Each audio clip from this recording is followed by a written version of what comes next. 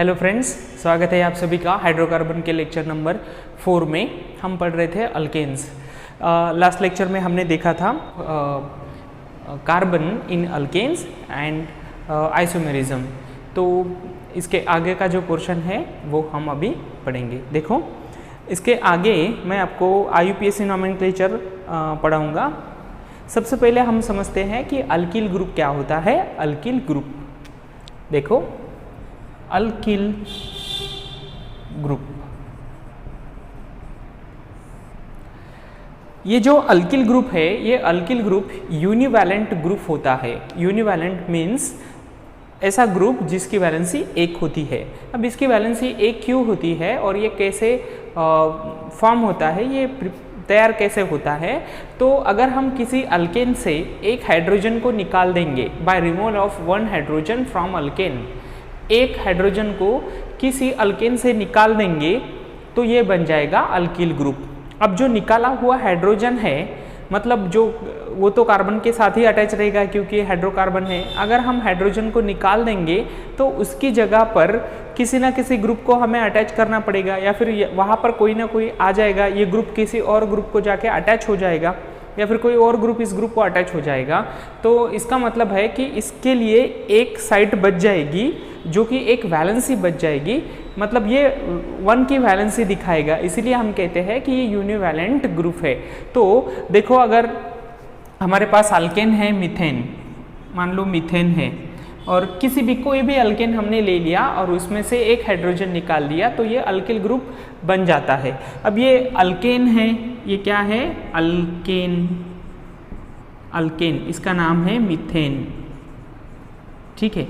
अब हमें अल्किल बनाना है इसको, तो इसमें से एक हाइड्रोजन को निकाल दो। इसमें से एक हाइड्रोजन को निकाल दिया तो ये CH3 बन जाएगा। अब ये जो कार्बन है, इसकी वैलेंसी यहाँ पर 3 हो जाएगी क्योंकि हाइड्रोजन है, तो एक वैलेंसी और चाहिए, इसीलिए हमें यहाँ पर एक इस तरह से डैश दिखानी होगी जो कि इसकी अनसेटिस्फाइड वैलेंसी को दर्शाता है, दिखाता है। देखो, ये 3 और ये एक 4, तो कुछ इस तरह से अल्किल ग्रुप हमेशा यूनिवैलेंट ही होगा। तो ये बन जाता है मिथिल। मिथिल, देखो, ये अल्केन था तो इसके लास्ट में ANE होगा, ये अल्किल है तो इसके लास्ट में YL होगा। आपको क्या करना है, ये जो ANE है इसको सफिक्स बोलते हैं। क्या बोलते हैं इसको? सफिक्स। इस सफिक्स को रिप्लेस कर देना है YL से, that is suffix ANE replace by YL। आपको YL से रिप्लेस करना है। Alkane becomes alkyl, methane becomes Mithil, कुछ इस तरह से होगा। देखो, यहाँ पर हमने सफिक्स ANE रिप्लेस कर दिया है YL से, तो अल्केन्स का जो ANE सफिक्स निकल जाएगा और उसकी जगह पर आएगा YL, तो ये बन जाएगा अल्किल। कब? जब हम किसी भी अल्केन से एक हाइड्रोजन को निकाल देंगे। तो ये मीथेन बन गया, मिथिल। सपोज ये इथेन है, CH3, इसमें से एक हाइड्रोजन को निकाल दो, यहाँ से निकालो तो भी चलेगा, यहाँ से निकालो तो भी चलेगा। मैं यहाँ से निकालता हूँ तो ये बन जाएगा CH2, CH3। देखो, जहाँ से हमने हाइड्रोजन निकाला वहाँ पे एक डैश को इस तरह से दिखा दो, मतलब ये जो ग्रुप बन गया है ये यूनिवैलेंट होना चाहिए। इसकी एक वैलेंसी हम इस डैश से दिखाएंगे। देखो, ये भी ग्रुप यूनिवैलेंट है क्योंकि अल्किल ग्रुप होता क्या है? अल्किल ग्रुप यूनिवैलेंट ग्रुप होता है। यूनिवैलेंट, यूनि मीन्स 1, यूनिवैलेंट ग्रुप, ये ग्रुप यूनिवैलेंट होना चाहिए। इसीलिए जहाँ से हम हाइड्रोजन को निकाल देंगे, क्योंकि एक हाइड्रोजन को हम निकाल रहे हैं तो एक वैलेंसी वहाँ पे दिखा दो। ये हो गया इथिल। इथिल क्योंकि ये इथेन था, इथेन से बनेगा इथिल। अब ये CH3, CH2, CH3। अब देखो, इसमें प्राइमरी भी हाइड्रोजन है और सेकेंडरी भी है। प्राइमरी हाइड्रोजन ये हो गए, सेकेंडरी हाइड्रोजन ये हो गए। अब कहीं से भी निकाल सकते हो, मान लो प्राइमरी से निकाल दिया तो ये ग्रुप बन जाएगा। सो यहाँ से निकालता हूँ, ये बन जाएगा CH2, CH2, CH3, ये हो गया। प्राइमरी से निकाल दिया तो यहाँ से, अब सेकेंडरी से निकाल दिया तो ये बन जाएगा कुछ इस तरह से, यहाँ से निकाल दिया तो CH3 अब यहाँ से निकाल दिया तो यहाँ पे एक वैलेंसी को रख दो। तो कुछ इस तरह से ग्रुप बनते हैं। देखो अब ये प्रोपेन है तो ये प्रोपेन से प्रोपिल बन गया, ये भी प्रोपिल बन गया, लेकिन ये जो है अब इसको हम कहेंगे प्रोपिल और ये जो है ये है आइसोप्रोपिल या फिर सेकेंडरी प्रोपिल क्योंकि हमने कहाँ से निकाला तो जो कार्बन है जो सेकेंडरी हाइड्रोजन था उसको हमने निकाला है यहाँ से, तो सेकेंडरी प्रोपिल हो गया। ये देखो सेकेंडरी प्रोपिल, इथिल, मिथिल। तो कुछ इस तरह से पहले आप इस बात को समझ लीजिएगा कि जब हम अल्केन से एक हाइड्रोजन को निकाल देंगे तो अल्किल बन जाएगा और यूनिवैलेंट ग्रुप बन जाएगा, क्योंकि जो हाइड्रोजन निकाल दिया उसकी वैलेंसी हमें डैश के तौर पर यहाँ पर दिखानी है। ठीक है, तो ये होता है अल्किल। अब देखो इसका इसके जो नेम है, नाम इसके कैसे आते हैं, इसका नॉमेनक्लेचर कैसे होता है। देखो IUPAC और कॉमन दोनों तरीके से हम नाम इसका लिख सकते हैं। अब जो अल्किल ग्रुप है उसका IUPAC और कॉमन नेम के कुछ हम एग्जाम्पल लेते हैं। IUPAC नेम जो होता है आपको पता है, IUPAC का लॉन्ग फॉर्म होता है international union of pure and applied chemistry. एक यूनियन होता है, यानी कि एक कमेटी होती है जो कि नाम जो ऑर्गेनिक कंपाउंड्स है उनके नाम रखने के लिए जो रूल्स बनाती है, और उसके हिसाब से जो रूल्स बनाए हुए पूरे वर्ल्ड में वही यूज़ किए जाते हैं। तो किसी स्पेसिफिक कंपाउंड्स का एक ही नाम होता है। अगर आप IUPAC नाम यूज़ करेंगे तो वो एक जैसा ही होगा हर तरफ। कॉमन नेम जो है वो कॉमन नेम मतलब वो उससे सोर्स से आ सकता है, वो कहाँ से हमने लिया है, कहाँ से हमें मिला है उससे आ सकता है, या फिर कुछ मतलब वो स्वीट है या मतलब उसके टेस्ट से, या फिर किसी और उसकी कैरेक्टरिस्टिक प्रॉपर्टी से कॉमन नेम आ सकता है। तो वो common name and IUPAC name ऐसे दो तरह के नाम होते हैं। तो कॉमन नेम सोर्स से आ सकता है, या फिर उसके टेस्ट से आ सकता है, या फिर किसी और प्रॉपर्टी से भी आ सकता है। तो कॉमन नेम और IUPAC हम दोनों यहाँ पर डिस्कस करेंगे। देखो आपको जब IUPAC नॉमेनक्लेचर लिखना है या फिर IUPAC नाम लिखना है किसी अल्किल ग्रुप का, तो हमें क्या करना पड़ता है।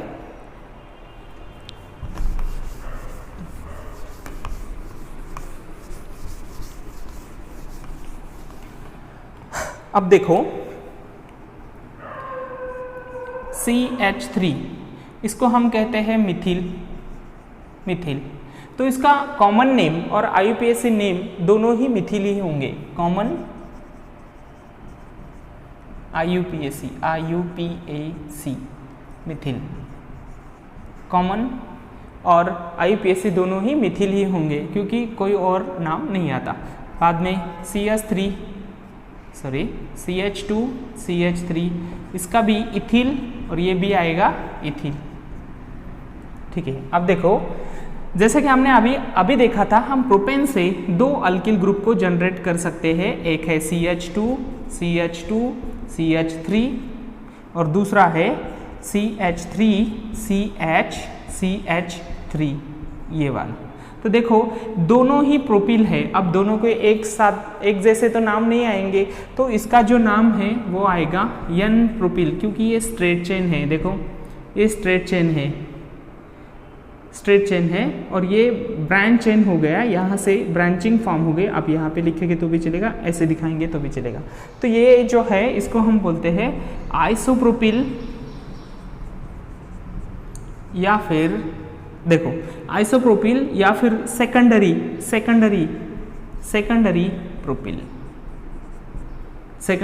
प्रोपिल। अब जो इनका हमें IUPAC नाम लिखना है, तो जब हम IUPAC नाम लिखेंगे ऐसे केसेस में अल्किल के, तो देखो कि जो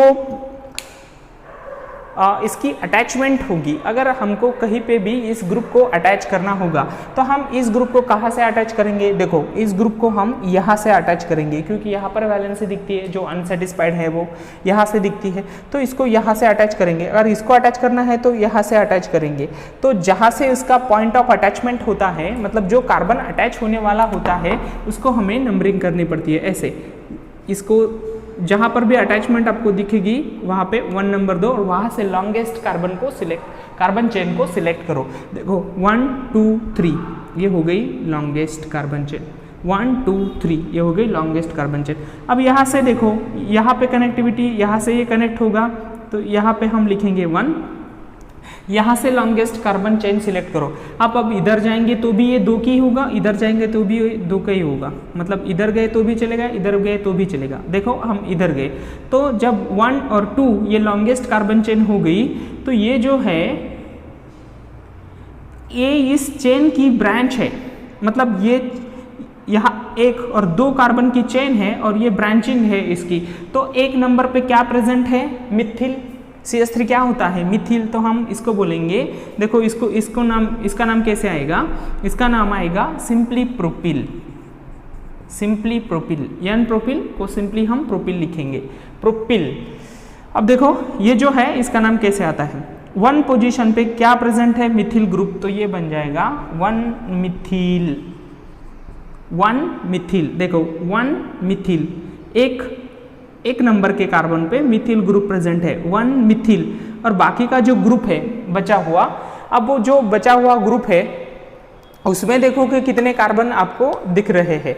अब उसमें हमें कार्बन दिख रहे हैं 2, तो 2 कार्बन से कौन सा अल्किल ग्रुप आता है? 2 कार्बन से अल्किल ग्रुप आता है इथिल। देखो एक पे मिथिल ग्रुप प्रेजेंट है, 1 मिथिल। अब 2 कार्बन बचे हैं, तो 2 कार्बन से कौन सा ग्रुप आता है? इथिल। तो हम क्या बोलेंगे? 1 मिथिल इथिल, 1 मिथिल इथिल। इस तरह से इसका नाम आएगा, ये इसका IUPAC नाम है। देखो 1 आपको क्या करना है? जहाँ से वो कनेक्ट होने वाला है किसी और ग्रुप को, सिंपली जहाँ से हमने अनसेटिस्फाइड वैलेंसी जो दिखाई है, एक डैश जहाँ से दिखाई है, उस कार्बन को 1 नंबर दीजिए और उस कार्बन को 1 नंबर देने के बाद वहाँ से लॉन्गेस्ट कार्बन चेन को सिलेक्ट कीजिए। अब देखो यहाँ से ब्रांचिंग हो रही थी, मतलब यहाँ से ये कनेक्ट हो जाएगा। अगर कनेक्ट किया तो 1 नंबर इसको आएगा 1। अब यहाँ से लॉन्गेस्ट कार्बन चेन सिलेक्ट करो। आप इस साइड गए तो भी चलेगा, इस साइड गए तो भी चलेगा, क्योंकि दोनों तरफ CH3 ग्रुप ही है। 1 2 1 2 ऐसे ही हो जाएगा। तो हम गए 1 2, तो 1 पोजीशन पे कौन सा ग्रुप अटैच है? CH3 है। CH3 कौन सा होता है? मिथिल। तो हम क्या बोलेंगे? 1 मिथिल। और बचा हुआ ग्रुप कौन सा है 2 कार्बन का? इथिल। तो ये 1 मिथिल इथिल ऐसे होगा, 1 मिथिल इथिल ऐसे होगा। तो आगे भी हम एग्जाम्पल लेंगे जिससे आपके समझ में आएगा। आपके समझ में ये आया? देखो ये मिथिल का कोई प्रॉब्लम ही नहीं है, एक ही कार्बन है इसमें, मिथिल मिथिल, इथिल का भी नहीं, इथिल इथिल। अब जो नॉर्मल प्रोपिल होता है उसको हम IUPAC में सिंपली प्रोपिल बोलते हैं। प्रोपिल बोल दिया तो नॉर्मल मतलब स्ट्रेट चेन प्रोपिल है। क्योंकि इसके 2 ग्रुप बनते हैं, इसीलिए हमें IUPAC नाम अगर लिखने हैं तो अलग लिखने पड़ेंगे। कॉमन नेम में भी हम इनको N प्रोपिल या फिर आइसोप्रोपिल या फिर सेकेंडरी प्रोपिल कुछ इस तरह से कहेंगे। क्योंकि प्रोपिल सिंपली प्रोपिल कह दिया तो ये समझ में नहीं आएगा कौन सा प्रोपिल है, और सिंपली अगर प्रोपिल हम कह रहे हैं तो उसका मीनिंग होता है कि ये IUPAC में स्ट्रेट चेन है। स्ट्रेट चेन है मतलब नॉर्मल है, नॉर्मल है तो नॉर्मल को हम N प्रोपिल या फिर सिंपली IUPAC में प्रोपिल बोलते हैं। लेकिन अगर प्रोपिल ग्रुप है तो N प्रोपिल या फिर आइसोप्रोपिल ऐसे ही हो सकता है। तो दोनों को अलग अलग बताने के लिए हमें N प्रोपिल या फिर आइसोप्रोपिल ऐसे कहना पड़ेगा। जब हम आइसोप्रोपिल कहेंगे तो आइसोप्रोपिल का IUPAC नाम इस तरह से रखते हैं, जहाँ से आपको ये वैलेंसी दिखती है, जो अनसेटिस्फाइड वैलेंसी दिखती है, जहाँ पर हमने डैश दिखाया है वहाँ से नंबर 1 ले लो और वहाँ से लॉन्गेस्ट कार्बन चेन को सिलेक्ट कर दो। बाकी का जो ग्रुप बचा हुआ है उसको सब्सटीट्यूएंट्स समझ लो कि ये सब्सटीट्यूएंट्स है। तो सब्सटीट्यूएंट्स का नाम लिखो। सब्सटीट्यूएंट्स कौन सा है? मिथिल। 1 कौन सी पोजीशन पे है? 1 नंबर पे, तो 1 मिथिल इथिल। कुछ इस तरह से आएगा। और भी एग्जांपल लेते हैं, आपकी समझ में आ जाएगा। देखो ये जो अल्केन है, ब्यूटेन एंड आइसोब्यूटेन, अब देखो सबसे पहले ब्यूटेन को देखो, ब्यूटेन से हम हाइड्रोजन, हमको सिर्फ एक हाइड्रोजन निकालना है। देखो हम हाइड्रोजन यहाँ से निकाल सकते हैं, ये CH3 और ये CH3 सेम ही है, ये CH2 और ये CH2 सेम ही है, मतलब एक ही ग्रुप बनेगा। आप यहाँ से निकालो, यहाँ से निकालो, कोई बात नहीं है। हमने अगर यहाँ से हाइड्रोजन निकाल दिया तो ये बनेगा। देखो मैंने यहाँ से हाइड्रोजन निकाल दिया, CH3 CH2 CH2 CH2 बन जाएगा। यहाँ से हाइड्रोजन निकाल दिया और यहाँ से हाइड्रोजन निकाल दिया, इसलिए यहाँ पे एक डैश दिखाएंगे तो ये ग्रुप बन जाएगा। बाद में हम इस CH2 से या फिर इस CH2 से एक हाइड्रोजन निकाल सकते हैं। ये प्राइमरी हाइड्रोजन हमने निकाला है, अब हमको सेकेंडरी हाइड्रोजन निकालना है। हमने सेकेंडरी हाइड्रोजन निकाल दिया यहाँ से, तो ये बनेगा CH3 CH2 CH और ये CH3। तो ये दो ग्रुप इस ब्यूटेन से बन सकते हैं, इस ब्यूटेन से ये दो ग्रुप बन सकते हैं। अब देखो इनके अगर हमें नाम लिखने हैं तो किस तरह से हम इनके नाम लिख सकते हैं। देखो ये स्ट्रेट चेन है 1 2 3 4, तो स्ट्रेट चेन है तो 4 है, तो 4 कार्बन का ब्यूटेन होता है। तो ये आया कहाँ से? स्ट्रेट चेन N ब्यूटेन, तो अल्किल ग्रुप कौन सा होगा? N ब्यूटील। ये कौन सा है? ये देखो N ब्यूटेन है, N ब्यूटेन है। ये स्ट्रेट चेन 1 2 3 4 स्ट्रेट चेन है, तो ये बन जाएगा N ब्यूटील, N ब्यूटील। ठीक है, तो N ब्यूटील को ये कॉमन नेम हो गया, इसका स्ट्रेट चेन है। यहाँ से देखो आप स्ट्रेट चेन है तो ये N ब्यूटील है, और IUPAC हो जाएगा सिंपली ब्यूटील, क्योंकि IUPAC में N आइसो नहीं लगाते, N आइसो नियो ये IUPAC में नहीं लगाते, ये कॉमन नेम सिस्टम में होता है। तो N निकाल दो, ये ब्यूटील हो जाएगा। अब यहाँ पे आओ, देखो हमने यहाँ से हाइड्रोजन निकाल दिया तो ये बन जाएगा कुछ इस तरह से। अब देखो ये ब्रांचिंग हो गई है, ब्रांचिंग हो गई है तो हम इसको कहते हैं आइसोब्यूटील। ये ग्रुप हो जाएगा आइसोब्यूटील या फिर सेकेंडरी ब्यूटील। हमने सेकेंडरी हाइड्रोजन निकाला यहाँ से, सेकेंडरी ब्यूटील। आइसोब्यूटील या फिर सेकेंडरी हाइड्रोजन निकाला है, सेकेंडरी ब्यूटील, कुछ इस तरह से। अब आपको इसका IUPAC नाम लिखना है, तो IUPAC नाम लिखने के लिए सबसे पहले जहाँ पर हमने डैश दिखाई है उसको 1 नंबर दीजिए, दे दिया 1। अब ये 1 से हमें लॉन्गेस्ट कार्बन चेन सिलेक्ट करनी है। देखो हम इस साइड पे गए तो 2 ही कार्बन की लॉन्गेस्ट कार्बन चेन होगी, इस साइड गए तो 2 3 होगी, और हमें ये लॉन्गेस्ट चाहिए। इस साइड गए तो रॉन्ग हो जाएगा क्योंकि 2 ही कार्बन हो जाएंगे, इस साइड गए तो 3 हो गए, तो इस साइड ही जाओ 1 2 3। ठीक है, अब ये हो गई लॉन्गेस्ट कार्बन चेन। अब देखो 1 नंबर पे मतलब ये लॉन्गेस्ट कार्बन चेन हो गई यहाँ तक, और ये इसका सब्स्टिट्यूएंट्स हो गया। अब ये 1 नंबर पे मिथिल ग्रुप अटैच है, तो हम क्या लिखेंगे 1 मिथिल, 1 मिथिल। एक पे मिथिल ग्रुप प्रेजेंट है, 1 मिथिल, 1 2 3 कितने कार्बन है? 3 कार्बन का मीनिंग क्या होता है? प्रोपिल। तो लिखेंगे 1 मिथिल प्रोपिल, 1 मिथिल प्रोपिल। कुछ इस तरह से इसका IUPAC नाम आएगा, 1 मिथिल प्रोपिल। ठीक है, आया समझ में? सेकेंडरी जो ब्यूटील है वो बन जाएगा 1 मिथिल प्रोपिल। अब देखो ये आइसोब्यूटेन से भी हम दो अल्किल ग्रुप बना सकते हैं। देखो CH3 CH3 CH3, ये तीनों CH3 सेम है, इक्विवेलेंट है। आप यहाँ से निकालो, यहाँ से निकालो, यहाँ से निकालो, यही बन जाएगा। इस CH3 से हाइड्रोजन निकाल दिया, इस CH3 से निकाल दिया, इस CH3 से निकाल दिया, कोई बात नहीं, आप कहीं से भी निकालो, सेम यही ग्रुप बन जाएगा। अगर यहाँ से निकाल दिया तो यहाँ पे CH2 आएगा, यहाँ पे निकाल दिया तो यहाँ पे आएगा, और यहाँ पे निकाल दिया तो यहाँ पे आएगा। हमें अल्किल ग्रुप बनाना है, एक हाइड्रोजन निकाल दो। मैंने यहाँ से निकाल दिया है, यहाँ से निकाल दिया तो ये बन जाएगा CH2। देखो यहाँ पर एक डैश दिखाई दे रही है, मतलब यहाँ से मैंने निकाल दिया है। दूसरा है कि ये जो था ये टर्मिनल हाइड्रोजन जो है, मतलब ये प्राइमरी हाइड्रोजन है, प्राइमरी हाइड्रोजन, और इसमें टर्शरी हाइड्रोजन भी प्रेजेंट है। अगर मैंने टर्शरी हाइड्रोजन निकाल दिया तो ये इस तरह से बनेगा। तो हम यहाँ से निकालेंगे हाइड्रोजन और यहाँ से निकालें, यहाँ से निकालें इस तरह बनेगा, यहाँ से निकाल देंगे तो इस तरह बनेगा। अब जो ये 2 बने हैं इनको देखो, देखो ये जो ग्रुप है ये आइसोब्यूटेन से आ रहा है, आइसोब्यूटेन से ही आ रहा है, तो हम इसको फिर से आइसोब्यूटील ही कहेंगे। क्या कहेंगे? आइसोब्यूटील। ये जो है ना यहाँ पर आप कंफ्यूज हो जाएंगे, इसको आप लिखिए सेकेंडरी ब्यूटील, सेकेंडरी ब्यूटील। इसको आइसो बोलेंगे, इसको सेकेंडरी ब्यूटिल। ये आइसो ब्यूटिल। देखो सेकंड नंबर पे मिथिल ग्रुप आ रहा है 1, ये तो यहाँ से है तो यहाँ पे 1 आएगा 1 2, दूसरे पोजीशन पे मिथिल आ रहा है आइसोब्यूटिल, ये आइसोब्यूटिल हो गया। ठीक है, अब इसका आईपीएसी नाम लिखना है, तो आईपीएसी नाम लिखने के लिए हम क्या करते हैं, इसको लिखेंगे 1। अब यहाँ से लॉन्गेस्ट कार्बन चेन को सिलेक्ट करो 1 2 3 या फिर 1 2 3। आप ऐसे गए तो भी चलेगा, इस ऐसे गए तो भी चलेगा, ऐसे भी जा सकते हैं 1 2 3 1 2 3। यहाँ से गए तो भी 3 कार्बन, यहाँ से गए तो भी 3 कार्बन 2 और ये 3। तो देखो 1 2 3 प्रोपील। अब 1 2 3 प्रोपील है, दूसरे नंबर पर कौन सा ग्रुप प्रेजेंट है, मिथिल, तो हम इसको बोलेंगे 2 मिथिल प्रोपील, 2 मिथिल प्रोपील। देखो 1 2, दूसरे पोजीशन पे कौन सा ग्रुप है, CH3, 2 Mithil propyl, 2 Mithil propyl, ये हो जाएगा इसका आइसोब्यूटिल का आईपीएसी नेम। अब देखो ये यहाँ से हमने टर्शरी हाइड्रोजन को निकाला है, तो हम इसको बोलेंगे टर्शरी ब्यूटिल, टर्शरी ब्यूटिल।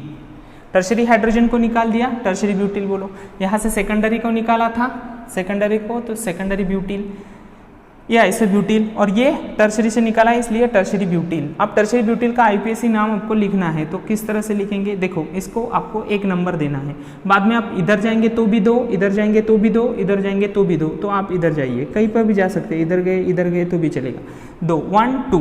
देखो अब 1 पोजीशन पे क्या प्रेजेंट है, मिथिल मिथिल, तो हमें लिखना पड़ेगा 1 1 मिथिल, 1 1 डाइमिथिल, 1 1 डाई मिथिल।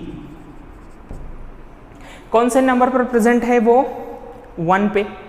देखो ये मिथिल ग्रुप 1 पे, ये मिथिल ग्रुप 1 पे, इसलिए 2 बार 1 1, इसके लिए 1, इसके लिए 1, कितनी बार है ये, 2 बार, 2 मीन्स डाई, डाई 2, सो 1 1 डाई, कौन सा ग्रुप है, मिथिल, 1 1 डाई मिथिल, 1 1 डाई मिथिल। बचा हुआ ग्रुप कौन सा है, 1 2 यानी कि इथिल, तो 1 1 डाई मिथिल इथिल, 1 1 डाइमिथिल इथिल, ये हो गया इसका आईपीएसी नेम। तो इस तरह से अल्किल ग्रुप का कॉमन नेम और आईपीएसी नेम लिखते हैं। देखो आपको कंफ्यूजन नहीं होना चाहिए, जब आप आईपीएसी नाम लिखेंगे तो जहाँ पर भी आपको कार्बन की जो हमने मतलब जहाँ से हाइड्रोजन निकाला है वहाँ पे हम डैश दिखाते हैं, उसको उस पॉइंट ऑफ अटैचमेंट, मतलब कहीं पर वो अटैच होगा तो वहीं से अटैच होगा, तो जो अटैच होने वाला कार्बन है उसको 1 लिखो और उसके बाद वहाँ से लॉन्गेस्ट कार्बन चेन को सिलेक्ट करो। लॉन्गेस्ट मतलब जितनी कंटिन्यूस और ज़्यादा से ज़्यादा कार्बन आते हैं वो सिलेक्ट करो। देखो हमने यहाँ पर 1 लिया था तो 1 2 3 इस तरह से, नहीं तो आप इधर भी जा सकते हैं 1 2 3, ऐसा नहीं कि ऐसे नहीं जा सकते, कैसे भी जा सकते हो, सिर्फ कंटिन्यूअस चेन होनी चाहिए और लॉन्गेस्ट कार्बन आने चाहिए। 1 2 3 कंटिन्यू है, 1 2 3 कंटिन्यू है, 1 2 3 ही आता है, 1 2 3 आता है, जिस तरफ ज़्यादा आएंगे उस तरफ हम जाएंगे। यहाँ पे देखो 1 2 3 इस तरफ गए, 1 2 इस तरफ नहीं जाएंगे क्योंकि 1 2 ही आ रहा है, 2 कार्बन नहीं चाहिए हमें, लॉन्गेस्ट ज़्यादा से ज़्यादा कार्बन चाहिए, 1 2 3 तो इस तरफ जाएंगे। तो इस तरह से आईपीएसी नॉमेनक्लेचर लिखते हैं अल्किल ग्रुप का। आपकी समझ में आया होगा अल्किल ग्रुप होता क्या है, तो यूनिवैलेंट ग्रुप होता है जो कि बनता है जब हम किसी अल्केन से एक हाइड्रोजन को निकाल देते हैं। आप हाइड्रोजन में कितने टाइप्स के हाइड्रोजन होते हैं, तो हाइड्रोजन प्राइमरी होता है, सेकेंडरी होता है या फिर टर्शरी होता है। आप प्राइमरी हाइड्रोजन को निकाल सकते हैं, सेकेंडरी हाइड्रोजन को भी निकाल सकते हैं और टर्शरी हाइड्रोजन को भी निकाल सकते हैं, और उसके बेसिस पे वो अलग अलग ग्रुप बन जाएंगे। देखो यहाँ पर हमने सेकेंडरी हाइड्रोजन को निकाला था तो सेकेंडरी ब्यूटिल, यहाँ पे हमने टर्शरी हाइड्रोजन को निकाला तो टर्शरी ब्यूटिल, कुछ इस तरह से, मतलब जो भी ग्रुप है और हम कौन सा हाइड्रोजन निकाल रहे हैं उस बात को आप याद रखो। ठीक है, ये आइसो, नियो, सेकेंडरी, टर्शरी, यन, ये जो हम लगाते हैं ये सिर्फ कॉमन नेम सिस्टम में ही लगाते हैं, ये आईपीएसी सिस्टम में नहीं होता।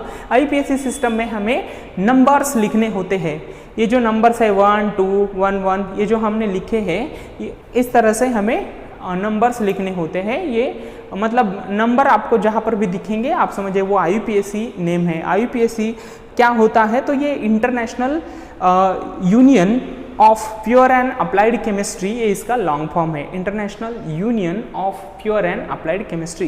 ये एक तरह का यूनियन होता है जो कि पूरे वर्ल्ड में कंपाउंड्स के नाम, जो ऑर्गेनिक जो भी कंपाउंड्स हैं केमिस्ट्री के, उनके नाम रखने के लिए, मतलब पूरे वर्ल्ड में एक ही नाम आना चाहिए, उसके लिए रूल्स बताता है, रूल्स असाइन करता है और उसके हिसाब से ही हम उसके नाम रखते हैं। तो पूरे वर्ल्ड में एक जैसा ही नाम आएगा किसी कंपाउंड्स का, ठीक है। देखो कुछ जो अल्किल ग्रुप है उनके लिए कुछ एब्रीवेशंस भी यूज़ किए जाते हैं, जैसे कि मिथिल के लिए ME, इथिल के लिए ET, प्रोपिल के लिए PR और ब्यूटिल के लिए BU। कभी कभी आपको इस तरह से दिखेगा तो आप कंफ्यूज मत होना, ये ME का मतलब है मिथिल, ET का मतलब है इथिल, प्रोपिल, PR का मतलब है प्रोपिल और BU का मतलब है ब्यूटिल। तो ये एब्रीवेशन भी कभी कभी यूज़ करते हैं अल्किल ग्रुप्स के लिए, ठीक है।